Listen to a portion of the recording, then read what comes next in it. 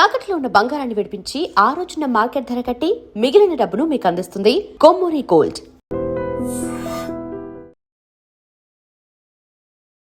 Hello views, welcome to iDream media. డబ్బు కోసం అసలు మనుషులు ఎలా తయారవుతున్నారంటే వివాహ బంధంలో ఉన్నటువంటి వారిని కూడా కడ తీర్చడానికి వెనకడుగు వేయటం లేదు. రీసెంట్గా చూస్తున్నట్టయితే బంధాల కన్నా మనీకే ఎక్కువ వాల్యూ ఇస్తున్నారేమో. భార్య భర్తల బంధం గురించి అసలు మనం వారి అన్యోన్యతను గురించి చెప్పడానికి మాటలు కూడా సరిపోవేమో. భార్యకి కష్టం వచ్చినా, అదే విధంగా ముఖ్యంగా భర్తకి ఎటువంటి కష్టాలు రాకుండా పూజలు చేస్తున్న ఇల్లాలను చూస్తున్నాం. భర్త ఆరోగ్యం కోసం, యోగక్షేమాల కోసం ఆర్థికంగా స్థిరపడాలి, ఇంకా ఆర్థికంగా మరింత ఉన్నత స్థానానికి చేరుకోవాలి అనేసని భార్యలు పూజలు, వ్రతాలు, నోములు, దానాలు ఒకటి కాదు ఎన్ని రకాల పూజలు చేస్తుంటుంటారో, చాలా ప్రాంతాల్లో ఎన్ని రకాల పూజలు చేస్తుంటుంటారు. కానీ ఒక మహిళ తన భర్త ఎప్పుడు చనిపోతాడా అని కాసు కూర్చుంది. ఈ క్రైమ్ స్టోరీ వింటే నిజంగా మీరు కూడా అవాక్ అవ్వాల్సిందే. ఖమ్మం జిల్లా గాంధీనగర్కి చెందినటువంటి రవి, అదే విధంగా ప్రశాంతి, ఇద్దరు కూడా దంపతులు. ఎంత అన్యోన్యంగా ఉండేవారంటే ఎక్కడికి వెళ్ళినా సరే పిల్లలతోటి వీళ్ళు చూసి ముచ్చట పడేవారు. సో తాగుడికి బానిసైనటువంటి భర్త చాలా రకాలుగా అప్పులు చేసేసాడు. తాగి తాగి తాగి తన ఆరోగ్యం కూడా చెడిపోయింది. అనారోగ్యం కారణంగా ఉన్నటువంటి భర్తను చూస్తున్న భార్య, ఇంట్లోని పోషణకే కష్టమవుతుంది, నీ అనారోగ్యం తోడు అసలు ఏంటి నా జీవితం అంటూ అలా తలపట్టుకొని దేవుణ్ణి ప్రార్థించింది. కానీ తనకి అంటే 90% మంచిగా ఆలోచించిన 10% చెడు అనేది తన మెదడులో డొల్చేస్తుందో ఏమో గాని తెలివిగా ఒక ప్లాన్ చేసింది.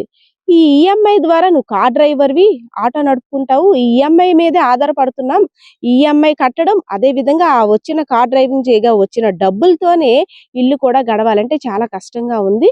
ఇన్సూరెన్స్ కట్టుకుందాం, నువ్వు ఏదైనా అయితే నాకు నా పిల్లలకి భరోసా ఉంటుంది కదా అనేసి అని తెలిసిన వ్యక్తి శ్రీనివాస్ అనే వ్యక్తి దగ్గర, అంటే ఎవరైతే ఈ రవి ఉన్నారో అతనికి బామర్ది వరుస అవుతాడు, శ్రీనివాస్ దగ్గర ఇన్సూరెన్స్ కట్టించింది 66 లక్షల రూపాయలకి.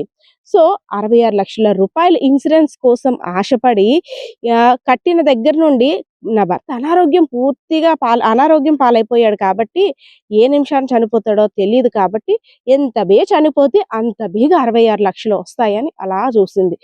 రోజులు గడిచాయి, వారాలు గడిచాయి, నెలలు కూడా గడిచాయి. కానీ రవి ఆరోగ్యం మాత్రం అలానే ఉంది. ఇంకా ఇంకా క్షీణించడం అయితే జరుగుతుంది, కానీ రవి ఇంకా మృతి చెందలేదు.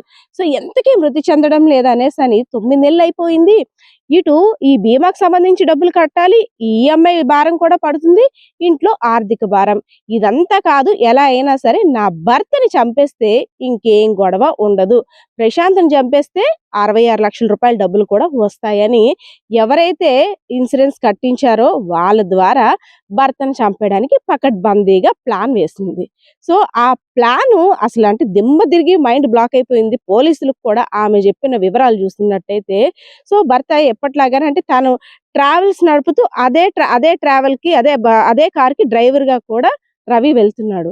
తెలియకుండా వెనకాతల నుండి శ్రీనివాస్ అనే వ్యక్తి ద్వారా ఆ కార్ని గుద్దించేసి, అంటే ముందుగానే ఏం చేసిందంటే 66 లక్షల రూపాయలు సగం వాటా మీకు ఇస్తాను, నా భర్తను లేపేయండి అంటూ ఏమి తెలియని నంగనాచిలా ఇంట్లో కూర్చొని కథా వ్యవహారం అంతా కూడా నడుపుతుంది.